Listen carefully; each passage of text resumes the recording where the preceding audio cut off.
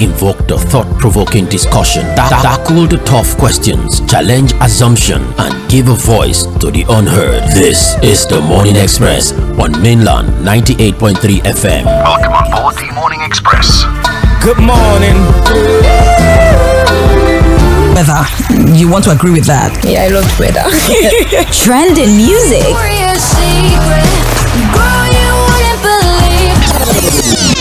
I live the life that I love. I love the life that I live. Tomorrow. Traffic updates. Ojoba and Charity intersections is good. There's no cause for alarm. Sports.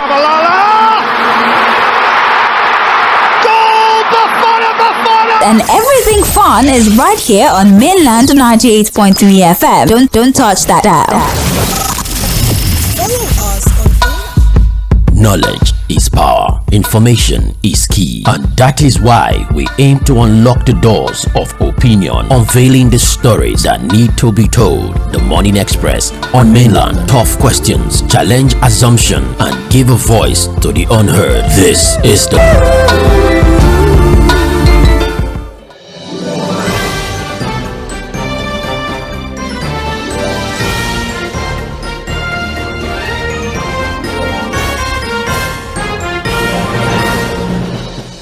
You're listening to Mainland 98.3 FM, the sound of Lagos. Good morning and welcome to Trends in the Papers, your daily newspaper review program where we go beyond the headlines to examine the stories shaping conversations both locally and internationally. My name is Sage Babalola. Now, across Nigeria this morning, the front pages are very heavy with political stories. There's the power play, but others. And so the papers are reporting voter turnout figures, party performances, unexpected upset, the broader political implication ahead of the future natural numbers. Of course, there are other aspects that deserve our attention, and best believe with the aid of our in-house analysts who will join us virtually in a few minutes, all these issues would be addressed. So we're going to compare perspectives across different papers and spotlight the narrative. We need to look very quickly at stories that have trended over the course of the weekend. But before I get into that, please be aware that we're very much active on social media. As a matter of fact, we're streaming online on Facebook and YouTube specifically. So go on there, join the live stream, and let's hear what you have to say as we go through these stories. Interact with us in real time. Well, very briefly, let's look at weekend reports. The Punch newspaper told us over the weekend, Tinubu congratulates winner of FCT Kano Rivers election, hails Wike's leadership. APC leads as voter apathy mars FCT council poll. CGN to swear in Oyewole as Supreme Court Justice Wednesday. Last mile rescued 1,075 crash victims. Seized over 17,000 vehicles in 2025, says official. Stop unlawful mass phone tapping rules. Serap urges Tinubu. 2027, Ogun Monarch backs Iyabo Obasanjo's governorship ambition. For the Guardian newspaper, we have insecurity. Reps rally support for Operation Savannah Shield. It's mostly active in Kwara North. Now, ADC accuses Wike of interference in FCT elections. Zone 2027 presidential ticket to South. CGG tells ADC, that's Coalition for Good Governance.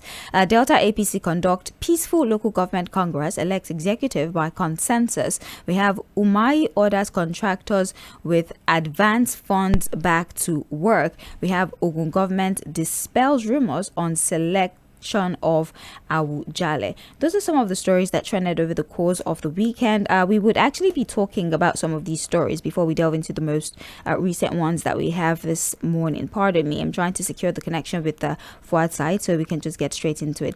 Fuad, are you able to hear me at all? I'm having a hard time hearing you. I'm struggling to hear you. Okay, hold on a second. I think it's... How about now? Fuad, how about now? Yeah, perfect. I can hear you now. All right, great. Good morning to you, Fuad. I hope you had a great weekend. Yeah, good morning, Faith. How are you doing? I'm well, thank you. How's your weekend? Perfect. It was great. Wonderful. Well, speaking of the weekend, for outside, the FCT Rivers Kano, I believe they had their councillorship chairmanship elections as expected in Abuja. The APC won 5, the PDP won of the councils that we have there in the FCT. But aside from the outcome, some of the events that led up to the election, even during the election, had caused a lot of people to talk specifically in the FCT and behavior attributed to FCT Minister Nyesom Wike. First first of all, there was an argument of why there was a need to shut down the FCT for that election. It's not a general election. There's absolutely no need to shut down. There was an argument about that. Now, during the election, there were reports of intense voter apathy to the point that there were some polling units with just 50 to 100 voters. And now, away from the very concerning voter apathy that was recorded, because at a time where Nigerians are claiming to be ready to cast their vote, an action. But then there were concerns also about, we have an ADC who thinks that his visit to the polling units might be some form of mental intimidation. An election observer, why were you there? So far, let's talk about all these many factors on the table and the reaction of Nigerians to these factors. Results and put some form of analysis to it. We'll call a precursor to probably what we're going to see in 2027. Yes, if it is going to come this year, or she will come the 7th. Now, let's first talk about the issue of voter apathy. But more people were just fed up, really. We just that they look at the other side, their side, the splitting of politicians who initially carried the same ideology and philosophy which didn't exist at all into different parties to begin to go out there and vote. These people who are putting themselves up for elections are not really known to the people. So you had a situation where people stayed away. They didn't just bother, let anybody win the elections. There was also the problem, there are people really did not even believe in the process again, that look, it's a simple thing as amending the electoral questions that journalists were able to pick out from reasons why people did not participate in the process. So there was a disturbing level of voter armor to vote on the election day, shut down. So people just stayed at home. That level of voter, so why they have decided to do that. He's the president. The minister does not necessarily clarify that, look, you sought the permission of the president. The president gave you declare the curfew. Declare the curfew for what? Well, Wike is saying that the body where they were and allow only those that are permitted or approved to move around. But on what authority was you cannot move around? The reason why people are told to, you cannot be moving around with your security operatives. But we saw that with Wike yesterday. He was moving from one polling unit to one polling unit to another polling unit. Where there things he was moving around with. We talked again about vote buying. That was also very visible. Despite the threat, and then you also have to ask some very pertinent questions. I think this opposition has been heavily weakened. See it. You saw that in the APC situation room, as expected, Governor Abiodun, a substantial level of representation and support the party in another state. Resources. People listening to me know what I mean by resources. And so for those who are wondering why the APC is winning elections, I say no. It depends on how transparent governors could not deliver their state to the parties. Remember that before the 2023 election, it made it extremely difficult for our politicians to be able to deploy resources. And when I say resources now, I'm talking about money. We wanted to change the currency. Choice that nobody is able to influence this election by buying votes. And to a great extent, because there was no money to share to buy votes, $. At that time, we were transferring money. At some point, they were even transferring money. Yeah. But that was the Buhari era. And that was a commitment we got from Buhari to ensure a free, fair, transparent process that will be devoid of. I don't think even I have not seen a real commitment to a free and fair election in 2027. There will be voter intimidation, there will be voter suppression, there will be voter apathy. Nigerians should just get themselves prepared for what you say. But in practice and principle, this current government has not shown. Sadly, the programs director for Yaga Africa, Cynthia Mbamalu, she also said this is not your polling unit. You have been allocated a different one. She commenced, and your polling unit is supposed to be a walking distance to you. There's no movement. So a lot of people who fell into that category, we saw heavy voter apathy on that day, which is extremely ridiculous. Well, INEC has come out to clarify polling units around, there's a way it discourages people. We saw that too in the last election 2023, where after the presidential election, we were now looking for their polling units. But what INEC is saying is that what they did was not to necessarily move this polling unit around. What they did was to split polling units. So instead of putting everybody in that polling unit, they think that to correct what they are saying to that allegation, that they discovered that some polling units have this high number of voters, registered voters. So to make it easy for people, they decide to send. They are sent text messages to all the registered voters on the exact location of the polling unit. And so when they tried, they just went back home. Well, that is the situation. Congratulations to the AP. Nigerians seem rather displeased and confused about all of his activities during the election. Anyways, we're moving forward. Since we're still talking of election, let's look at this Punch report. Rigging. INEC Rex risk 2-year jail term. The National Assembly has unveiled far-reaching reforms in the newly enacted Electoral Act 2026, including a 2-year jail term for any resident electoral commissioner who withholds vital electoral document. The reform, which followed 2 years of legislative engagement and consultation, were highlighted on Sunday by the leader of the Senate, Tʀᴇ Bamidele, in a statement issued in Abuja. He attempted to highlight the benefits of the electoral reform, a bare playing field in favor of the ruling All Progressives Congress. So we have Tʀᴇ Bamidele, resident electoral commissioners who withhold electoral materials would spend 2 years in jail. Of course, if found guilty. There was the creation of a dedicated funds for different elected offices. For example, as you know before, the cap for presidency was about 5 billion.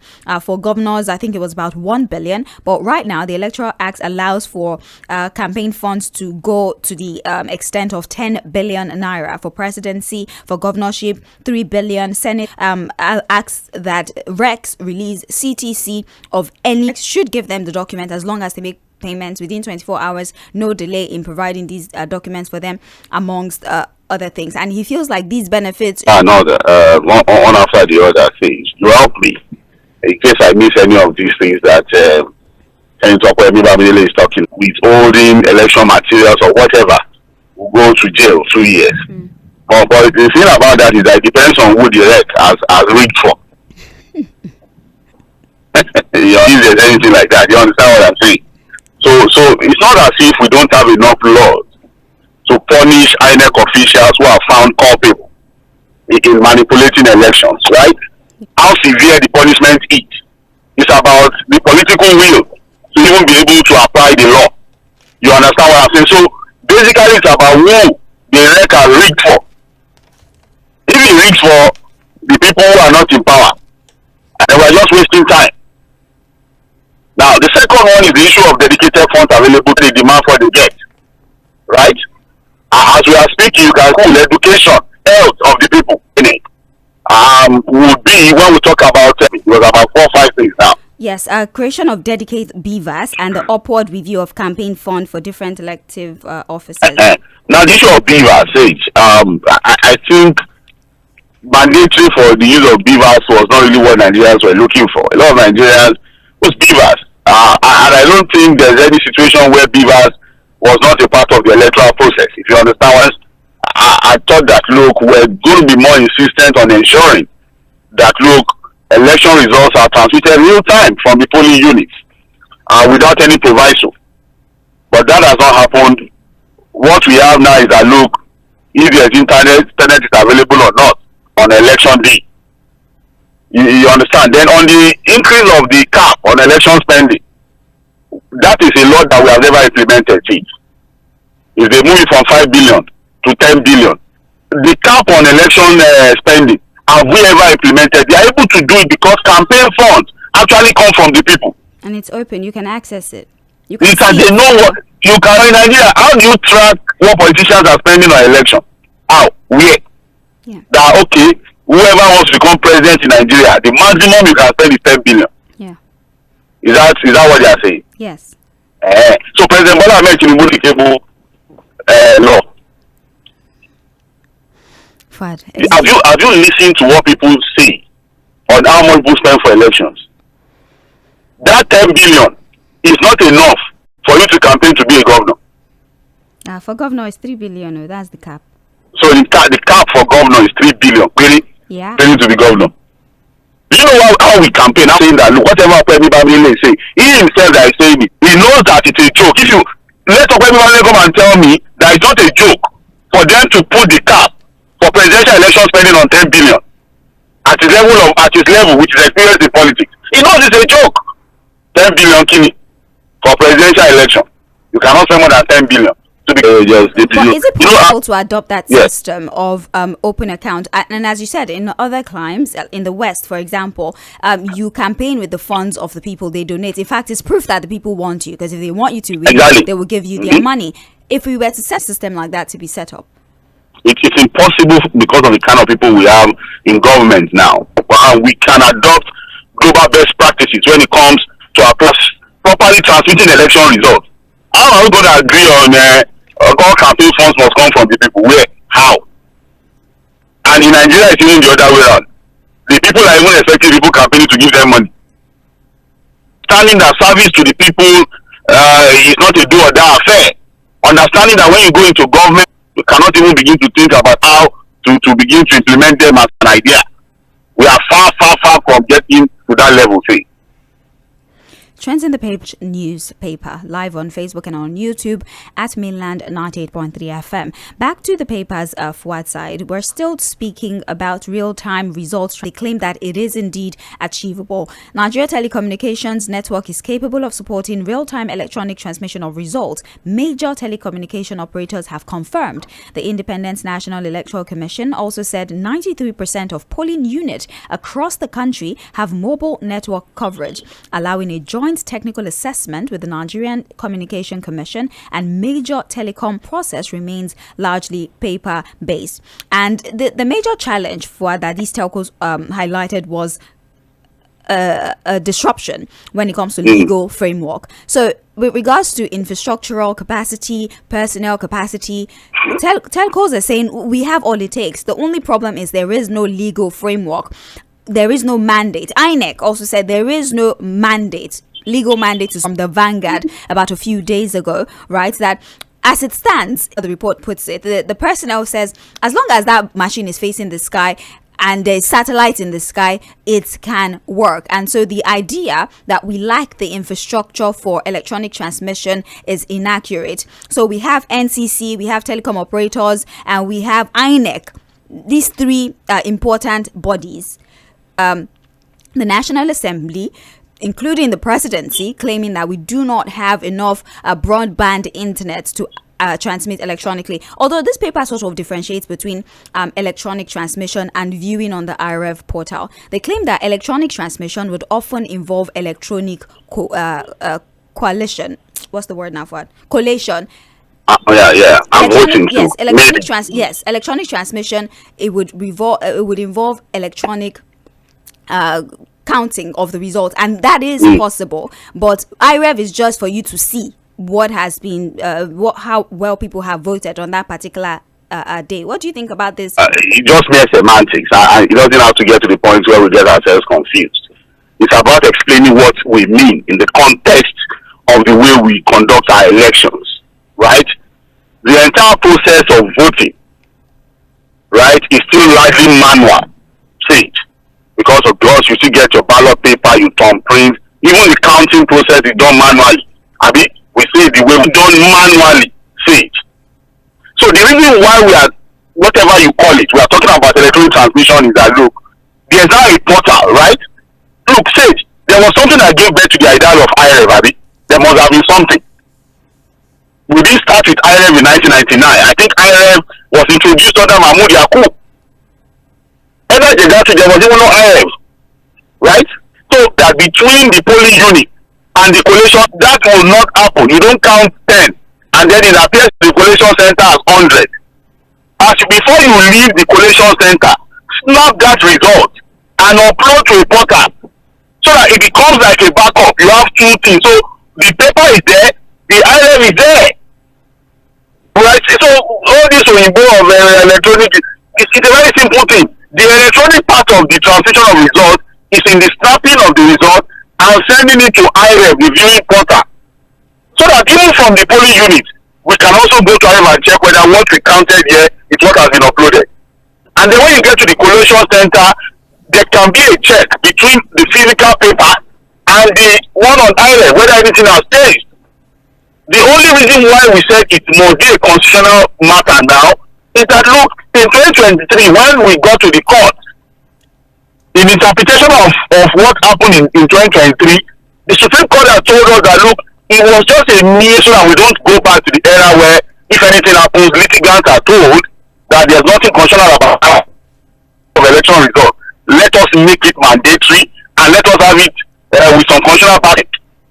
The election umpire has told you they cannot transmit real time. Well, they Is it on record anywhere? Sorry? INEC keeps insisting that they can. They've collaborated with the NCC and telecom operators. Good. The people providing network, have they also come out to tell you it cannot be done? They say it can be. Okay, so where is the president and the National Assembly getting the presidential election in 2023? Is it on record that we ever investigated it to know what caused the glitches? What was the glitches about? So you look, say, they are not ready to do it. As simple as that. Let's not go back and forth. There's nothing in this life that if you don't want to do, there will be something available somewhere that you can say, oh, it's the reason why you don't want to do it. The ACN before it became APC. Say, as at 2013-2014, the ACN as a party, what says, should be electronically done. So at that time, 2013, we are in 2026, so almost 13 years after. So when the ACN in 2013-2014 was demanding for electronic voting, they didn't know there was no internet. At that time, they didn't know that people could hack the election result. So what has changed now? Say, we are not ready. Nigerians are ready. The larger majority of patriotic Nigerians are ready. But the people running us are not ready. Not by mouth, but in character, principles, and action, that we are going to have a free, fair, credible election. Well, statements attributed to the presidency. NNPC, NUPRC fear financial squeeze after Tinubu's order. Fresh questions, concerns, and uncertainty have deepened at the oil and gas account for onward distribution among the three tiers of government. The Punch gathered on Sunday that the directive, which effectively halted the Regulatory Commission, the Nigerian National Petroleum Company Limited, and the board and management of the midstream, and with regards to the remittance of IGR into the Federation's account. The upstream, downstream, midstream sector are saying this will cause a lot of problems, explaining to the National Assembly or defending the amount of money that they need to the National Assembly. They're saying that this annual budget approval system that they're going to be subjected to based on this executive order, it function and even function within the upstream sector. So far, there are concerns. Do you think they are legitimate? The upstream, downstream, midstream things that asking us to put the money in the Federation account and asking us to go through the process of budget approval with the National Assembly is going to be about it. We'll see whether it's going to help in any way. Because again, as it stands with the oil sector in Nigeria, it's almost as if we are between the devil and the big blue sea. On both sides, there's a problem. Now, when the regulators, whether the upstream or midstream or downstream sector, were fully in charge of this fund, how well did they perform their jobs? When they were fully in charge, they've been in charge for being in charge. The problem again that industry, because the PIA has given room for this. In fact, what the PIA did was to give more independence to the NNPC and the regulators in the oil sector. Yes. That was what the PIA largely, in fact, remember that was when it was changed from NNPC to NNPCL. Yes. I was going to quote the section of the PIA that said, so section fit. So their staff, their payments, salaries, how they work. Granting them that power is that so that they be more efficient, right? Right. You are not waiting for, when it comes to government, we've not seen a lot of efficiency in the oil sector. It's almost like same of the old slave. It's even gotten worse. There seems to be more established patterns of corruption within the system. So people are saying, are we going back from the PIA? We can run it efficiently as a business.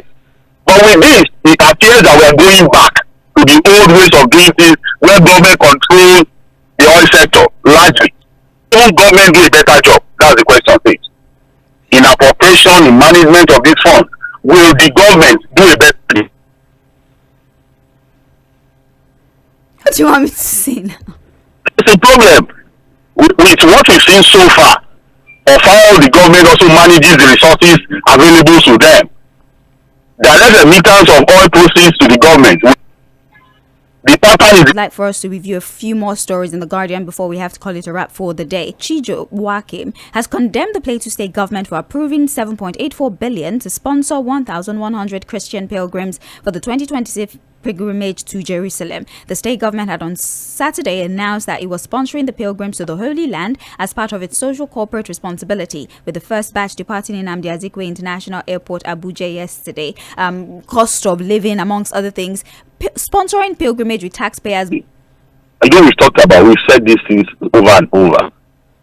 What are the benefits to the state when people are sponsored on pilgrimage, whether it is to Mecca, Umrah, or even to Jerusalem, Plateau State, despite all the problems facing the state, as now is to spend about 8 billion naira, 7.8 billion, yes, to send people to Jerusalem. Can you please tell me what is the benefit of that to the state? And go and check how much healthcare for the people of the state. How many roads have that governor fixed? We only Tʀᴇ we are religious. Yes, I know. It was a concern. If we are godly people, we will not even send people on pilgrimage with government funds. Islamically, yes, it is one of the pillars of Islam that you should go to pilgrimage, but it's not compulsory if you don't have the money. It is not compulsory. If you don't have the money, it is not compulsory. So why do you have to use the resources of the people, the funds of the people, to send people on these pilgrimages? And that's why when they go there, they don't even know what they are doing. They are busy faffing around. The Holy Land. Of course. And when those ones get there, they are busy doing content. They are busy doing content. They are busy on TikTok, on Instagram, posting because when the value of something is not known, it's subject to abuse. You see slot, our politicians are sharing slot. Look at what has happened, 7 billion in Plateau State. A state like Plateau, with all of the myriad of challenges facing the state, they want to go to Jerusalem. Okay, of what benefit is that to the state now? Unfortunate indeed. Well, for what side, for the Guardian, finally, CDS, we can achieve intel stability via controlled rehabilitation of terrorists. Bago Express, I'm reading the rider. Bago Express's worry over displacement by terrorists, jihadist expansion in Benin, red flag for Nigeria security. Now, the Chief of Defense Staff, General Olufemi Oluyede, said integration framework since its inception in 2016. He said the country could achieve stability and gather intelligence through this process. However, not just the state. Security analysts are sounding a fresh warning over the growing footprint of jihadist group in Benin Republic, cautioning that the development poses great is the rehabilitation program for terrorists. That if we emphasize on it, it would help us to get intel. It will, who's saying that displacement is too much, people are losing their homes, and a security expert that is saying that we've seen the convergence of jihadists in Benin Republic and seen the vulnerability of our borders. This might be a problem for us. I don't know what the chief of army staff, right, is saying. Chief of defense. Chief of defense staff, yeah. Sorry, that they've done it because the issues of insurgency, banditry, kidnapping, killings have not stopped, have not even reduced. So, and for some of us, I think what we have seen so far with the program itself is that no, it will be difficult to reform anybody that has tasted blood. I'm sorry, that's what comes to mind. The only repentant terrorist is the one that is dead. Reintegration of terrorists. Because there are records to show the nation. Look at the way they move around, on motorcycles.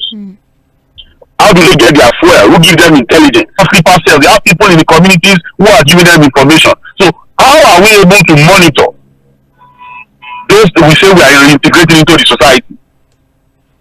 I don't know. I don't think we've done enough to convince anybody that this thing borders part of Burkina Faso, Niger, and with Burkina Faso and Niger, there's a lot of problem of insurgency. Yeah. So if the Republic also falls to the problem of jihadist militants and what have you, there will be impact on Nigeria. So we're not going to be dealing a problem from Niger. Well, that's all the analysis we can take. Thank you so much for your analysis. Let's take a break. We'll be back for Mainland Focus. We'll open the phone lines and give you a chance to also speak on the